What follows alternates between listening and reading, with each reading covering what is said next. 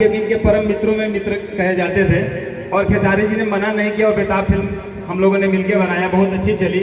फिर जो जीता वो सिकंदर, हीरो नंबर 1, होगी प्यार की जीत, मोहब्बत, निरहुआ सटल रहे, दिलवर, दिल धक धक करे, मुझे खुद ही याद नहीं है। लगभग 32 फिल्में मेरी रिलीज हो चुकी है। कोरोना में 3-4 फिल्में लटकी हुई थी।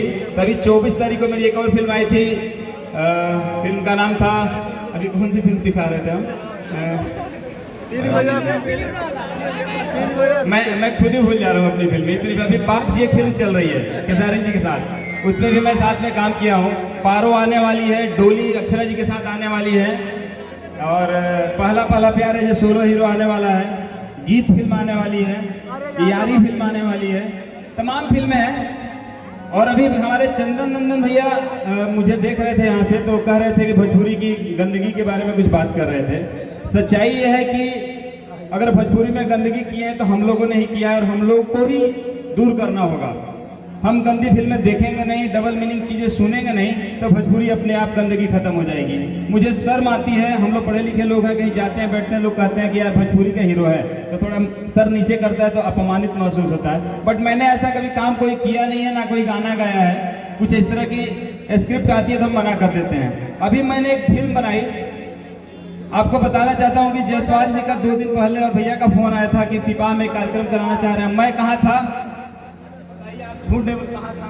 ये लेह लद्दाख, मैं वहां था, यहाँ से 2500 किलोमीटर दूर। मैंने कहा भैया मैं कल पहुंचूंगा जरूर, परसों यहाँ पे मैं आ जाऊंगा।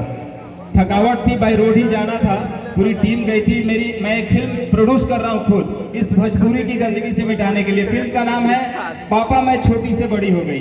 एक नवजात बच्ची की कहानी है जो लड़की होने से उसके माँ बाप कहीं फेंक देते हैं। मैं अपने जीवन से फ्रस्ट्रेट होकर के मैं खुद सुसाइड करने जाता हूँ और लड़की ट्रैक पे मिलती है, मैं उसको बचाऊं कि अपने आप को मारूं। इस दरमियान ट्रेन आती है और मैं उस लड़की को बचाता हूँ। एक जर्नी है और पूरी जर्नी में पता लगा कर रहता हूँ कि आखिर इसका बाप कौन है। तो मैं आग्रह करता हूँ कि ये फिल्म देखिएगा, बहुत ही साफ सुथरी है। अपने आप को ढूंढने के लिए और बचाने के लिए मैं लेह तक चला जाता हूँ। तो मैंने सोचा कि मैं क्या दूसरे गांव को लेह दिखा दूं, मैं लेह ही जाकर शूटिंग करूंगा। तो मैं कुल्लू, मनाली, लेह, डलहौजी, कौन कौन सा जगह मिला वहां पे गए, तो गाने भी हम लोगों ने शूट कर लिया और जर्नी में पता लगा लिया कि उसका बाप कौन है। बहुत ही मार्मिक, बहुत ही रोमांटिक भी मिलेगा फिल्म देखने को, ऐसा नहीं है, एंटरटेनमेंट भी है, बट पारिवारिक से लवरेज फिल्म है। कहीं आपको आंखें नम नहीं होनी पड़ेगी, हाँ आंसू जरूर आएगा आंखों से। मैं दावा कर रहा हूं कि कम से कम 20 जगह आप लोग को रोना पड़ेगा, ऐसी फिल्म मैंने बनाई है। बट आपको कहीं भी अपमानित महसूस नहीं होना पड़ेगा कि मेरे बगल में पिताजी बैठे मैं आंखें झुका लूं, या इस तरह की कोई आइटम सॉन्ग नहीं है, कहीं कुछ वल्गरिटी नहीं है, कहीं डबल मीनिंग नहीं है। तो मेरी ये प्रयास है, आप लोगों से भी विनती है कि आप लोग भी अच्छी फिल्में देखिए।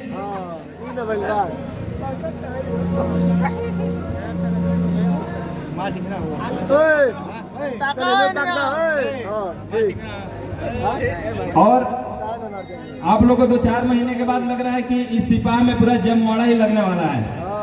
जयप्रकाश जायसवाल जी एक बीड़ा उठाए हैं, जब हम लोगों ने सुना ना तो जमीन से पांव धसक गया। उसका बीड़ा साथ दे रहे थे हमारे प्रमोद जी। एक बहुत बड़ा कार्यक्रम यहाँ कराएंगे, 365 दिन, टीवी से लेकर के फिल्म से लेकर के सारी व्यवस्थाएं यहाँ पे हो रही है। हो सकता है आप लोग को पता चलेगा 2-4 महीने बाद उसका इनॉग्रेशन होगा। तो मैं छोटा सा बता दे रहा हूँ, माफी चाहता हूँ अगर मेरी बातों में कहीं कुछ ऊंच नीच हो जाए तो। पता नहीं आप लोग बताना चाह रहे थे कि नहीं। अभी चाहूँगा आदरणीय गार्जियन